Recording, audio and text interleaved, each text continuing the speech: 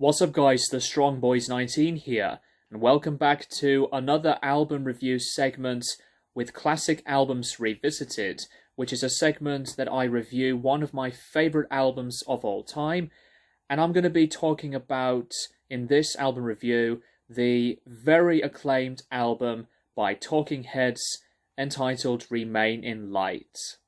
Remain in Light is the fourth studio album by Talking Heads, released on October 8th, 1980. This was recorded from July to August the same year, and it was released through Sire Records, follow-up to their last album, Fear of Music, in 1979. At this point, David Byrne, the band's main songwriter and vocalist and lyricist, was struggling with a writer's block, but he was going through more of a stream of consciousness lyrical style that was inspired by early rap music and the academic literature on Africa. This album was produced for the final time by ambient experimental pioneer of Brian Eno. This album was very experimental as the band had been inspired by the differences of other genres involving new wave, post-punk, experimental rock, funk, and many more. Upon its release, the album did release 3 singles: Cross-Eyed and Painless, which is a promotional single, Once in a Lifetime on February 2nd, 1981, and Houses in Motion on May 5th the same year. It has been praised and was regarded as the band's best work and was a very influential record, highly regarded as one of the greatest albums of all time. The band had hired additional members for a promotional tour, and following its completion, and they went on hiatus for several years to pursue side projects. An album that was very acclaimed and a golden masterpiece that is Remain in Light is still to me one of those albums that sounds as modern as it was when it was released. Remain in Light, following up their previous few albums, which are really good by the way, Remain in Light to me is like their best statement in terms of the music, the instrumentation, and with that being said, the whole thing of the variety with this album works as very efficiently. I absolutely love and adore the experimentalism that this type of direction, especially with the creative mind of Talking Heads' David Byrne, and with the involvement of Brian Eno producing this album. And funnily enough, both Byrne and Eno worked together on their very collaborative album in the Eno discography of 1981's My Life in the Bush of Ghosts around the same time.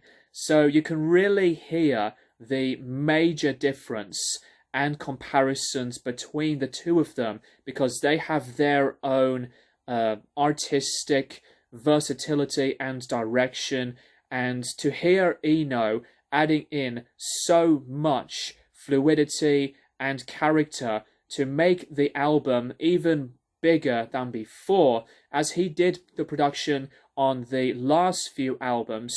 This album, in terms of tone and presentation, this is absolutely one of these albums that sounds one of the very best in terms of the big sound and the gorgeous, amazing quality that this album really delivers every single time this album gets played. The opening song of Born Under Punches is a wonderful, cracking masterclass of a song, because instrumentals-wise, it's just a very funky and upbeat type of music with the bass work that is so consistent that I thought it was going to be like at a bit of a polyrhythmic type of aspect. But with these very few bass notes, it just works out with the connection of the instrumentation, and Byrne's vocal performance and lyrically goes into various ranges on his tone, from ranting to shouting, and Byrne's vocal performance on this track adds so much of the variety that this album really wanted. And this is more or less a very new wave inspired track, but I think that it sums up just one of the brilliant opening starting points to any album that is very progressive and a lot of diversity. The track Cross-Eyed and Painless, this is so much of another corker of a track. I have to say that the performances on tracks like this really stands out so much. There's a lot of the fluidity, form of expression. Cross-Eyed and Painless is easily just one of these tracks that brings in a lot of the depth. It's very percussive as well, including some of the sounds of the bells to congas, and the cowbell brings in a lot of the African inspiration that Byrne and the band really wanted. Although that this is something else than a very African-driven album because of how different each track goes. The track The Great Curve is another amazing track. This is more or less the 6-minute epic, really distorting, rocking jam. It's very repetitive and so consistent, and lead guitar-wise credits none other than Adrian Belew, who would later on join King Crimson alongside with Robert Fripp with their very famous 80s period of albums from Discipline, Beat, and Three of a Perfect Pair. But I think Adrian Belew's guitar work, just as a great and frenetic tone, The Great Curve is just more or less a looping cacophony of maddening results. Then we go into the main purpose of the album's high acclaim with the single Once in a Lifetime. Once in a Lifetime is a number that got me introduced to Talking Heads, and I absolutely love the very repetitive continuation. The instrumentation delivers right from the start to the finish. Again, like Born Under Punches, this has a new wave vibe to it, but it's very artistic in a bit of a poppy sense. I admire the chorus to it with Byrne's vocal ability, his harmonies that were recorded in separate pieces to grow the song in a very clever way. And I think Byrne's vocal performances on this track was so characteristic, and it adds a lot of its charm. This was inspired by the sounds of the Afrobeat music scene as well as early hip-hop. It was lyrically inspired by preachers delivering sermons, and I think David Byrne's vocal touching points on this track alone delivers the whole thing. Always one of the greatest songs of all time, and it definitely fits in as well as the rest of the tracks on the album. Then we go into another song, the other single of Houses in Motion, delivering in a bit of a post-punky-ish kind of aspect, with the credit of the brass playing from John Hassell. And I'll have to personally think that the guest appearances on this album makes the whole thing of its atmosphere work out for the album from the start to the finish. Not only to mention Adrian Belew and also John Hassell, but Brian Eno adds in so much more additional sounds with the percussion to bass guitars and more of the electronic synthesizer ambient tinges that connects things. And it's just like a collaborative team that I absolutely love.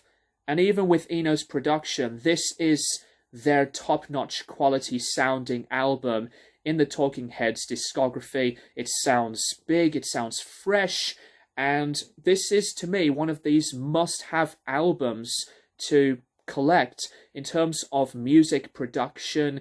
This goes in along with other top-notch produced albums like Dark Side of the Moon to Revolver.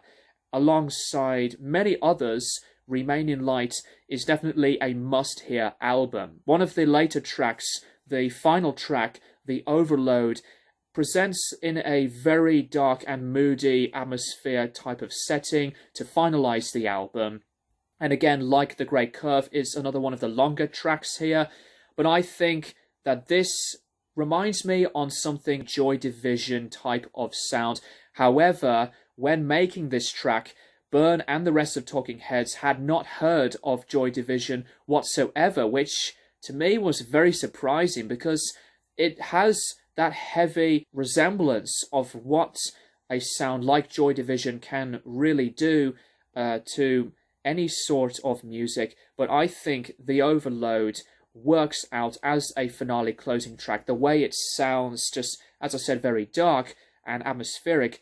The droning sound that was all here, that remains very prominent to finish this album.